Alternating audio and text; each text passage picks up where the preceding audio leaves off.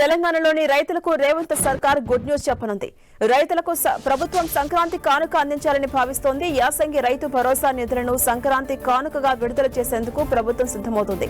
గత వానాకాలం సీజన్లో 9 రోజుల్లోనే సుమారు 9,000 కోట్ల నిధులను రైతుల ఖాతాలో జమ చేసిన ప్రభుత్వం ఇప్పుడు ఇదే తరహాలో పంపిణీ చేసేందుకు రెడీ అవుతోంది.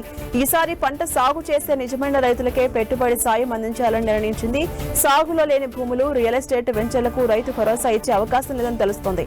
రైతు భరోసా పథకం కోసం ఇప్పటికే బడ్జెట్లో 18,000 కోట్లు ప్రభుత్వం కేటాయించిన సంగతి తెలిసిందే. రైతు భరోసా కింద ప్రతి ఎకరాకు 6,000 చొప్పున ఏడాది మొత్తంలో ఎకరానికి 12,000 అందజేయబోతుంది. ప్రభుత్వం నుంచి ఆదేశాలు విడుదలైన వెంటనే ఆర్థిక శాఖ చెల్లింపుల ప్రక్రియకు గ్రీన్ సిగ్నల్ ఇచ్చే అవకాశం ఉన్నట్లు తెలుస్తోంది.